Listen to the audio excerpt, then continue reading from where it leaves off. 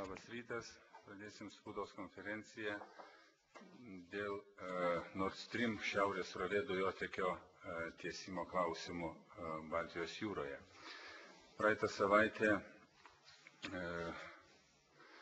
30 kovo 2 balandžio Sankt Peterburge buvo tarpparlamentinė konferencija, kurios iniciatorius buvo Rusijos Dūmos pirmininkas ir buvo pakviestos visos šalys, kurioms turės poveikį dujotiekis šiaurės srovė. Tai yra 10 Baltijos valstybių, parlamentarai, parlamentinės grupės arba atsakingi parlamento atstovai. Taip pat dalyvavo papildomai dar Čekų parlamento atstovas ir daugiau atrodo nebeprisimenu, bet žodžiu, tai buvo gana išplėstinis pasitarimas, tikslu išsiaiškinti, kokia yra valstybių pozicija šiaurės srovės klausimų. Įžangą padaręs ir pirmininkavęs posėdžiui Rusijos Dūmos vicepirmininkas Jazevas pastebėjo, kad tai yra strateginis Rusijos projektas ir tai yra svarbus jų kaip ekonominis vienetas ir ypatingai patiekiant Europos Sąjungai gamtinės dujas kaip viena iš alternatyvų. Noriu pastebėti, kad tai iš tikrųjų yra didžiulis projektas, 7,4 milijardo eurų kaina dujotiekio tiekimas ir jį įgyvendins dvi šalis – Vokietija ir Rusija, dvišalio susitarimo pagrindu. Pranešimuose buvo apžvelgta daug temų, tiek ekonominės, tiek poveikio aplinkai vertinimo temos. Kiekviena šalis išsakė savo pozicijas, gal trumpai aš jas ir apžvelgsiu.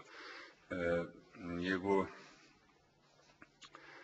žiūrint iš šiaurės, sakykime, į pietus, tai Rusija be abejo, jinai sako, kad viskas jau padaryta, projektas jau parengtas, poveikio aplinkai vertinimas padarytas, jūra ypatingai rusiško daly yra išvalyta. Ir priežasčių, kad projektas negali būti įgyvendintas, nemato. Tuo tarpu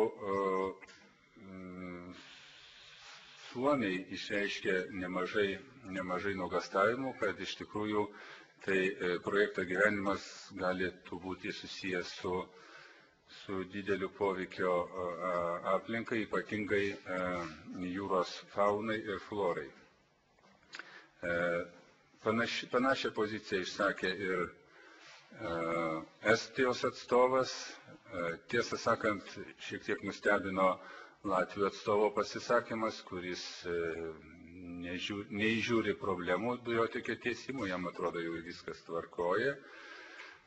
Lenkai savo poziciją išreiškė tuo, kad kadangi Lenkijos teritorija apeina dujotiekis, tai jie daugiau suinteresuoti būtų su alternatyvių tiekimu ir jie pasisako už Nabuko dujotiekį, kuris tiektų pietinių kelių dujas į Lenkiją. Vokietijos pozicija buvo dviguba. Viena pozicija tai yra, sakykime, daugumos valdžios pozicija, kuri be abejo suinteresuota dujotiekio tiekimu ir gavimu dujų į šalį. Ir tai buvo bent kelių, sakykime, partijų atstovų pasisakymai, kurie buvo teigiami. Tačiau žaliųjų atstovas iš tikrųjų kėlė visiškai alternatyvius reikalavimus ir jis mano, kad ta pati Vokietija turėtų eiti alternatyvios energetikos keliais, nes anksčiau ar vėliau vis tiek dujų deginimas kaip iškastinio kuro deginimas susijęs ir su CO2, sakykime, išmetimais, kurie nėra mažinami ir su Kyoto protokolo neįgyvendinimu ir dar jis įžvelgia kitų, sakykime, problemų. Tiesą sakant, nebuvo Danijos ir Švedijos, kurios Švedija ypatingai tai yra valstybė, kuri labiausia nuo jos priklausys dujotiekio tiekimas, nes didžioji dauguma šiaurinėje dalyje dujotiekio eis per Švedijos ekonominius vandenis. Na, mūsų pozicija man teko išsakyti tam tikro pareiškimo pavidalų, kurį aš jums išdalinau. Aš išdėsčiau 3 pagrindinės problemas, kurios mus jaudina. Tai pirmiausia, ekologinės problemos, kurios susijusios su tai, kad dujotiekis bus tiesiamas per akumuliacinę Baltijos jūros zoną, tai yra, kurioje vietoje šiuo metu kaupiasi užteršti dumblai ir jie kaupiasi per visą paskutinių kelių tūkstančių laikotarpį. Tai yra nestabilios nuosėdos, per kurias, sakykime, ties inžinerinius įrenginius yra pavojinga. Be to, į tuos dumblus yra paskandinta didžiulis kiekis sprogstamų medžiagų bei cheminio ginklo, kurie pagal tam tikrus duomenis kalbama, jog tai yra apie 40-80 tūkstančių tonų cheminio ginklo. Taigi pajudinus tuos dumblus ir tą patį cheminį ginklą galimos avarijos, kurios užterštų Baltijos jūros ekosistemą.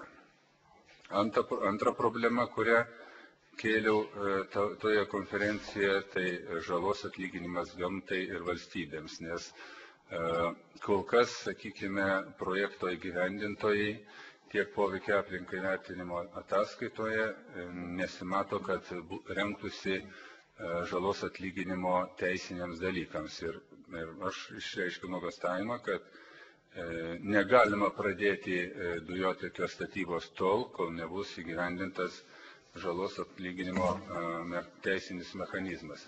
Taip pat pastebėjau, jog panašią poziciją yra išsakiusi Lietuva ne kartą ir tai buvo padaryta tiek komitetų užsienio reikalų ir aplinkos apsaugos bei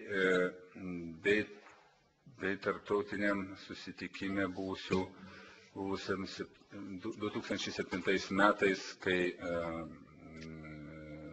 buvo priimta, tiesa, 2007 metais kovo 27 dieną buvo priimta Seimo rezoliucija dėl didelio masto infrastruktūros projektų Baltijos jūroje keliančių riziką visoms Baltijos jūros valstybėms, ES nariams poveikio aplinkai vertinimo, bei Europos parlamentas taip pat yra išsakęs savo nuogąstavimus, kad negalima tokio projekto pradėti todėl, kol nėra atlikta nepriklausomas poveikio aplinkai vertinimas.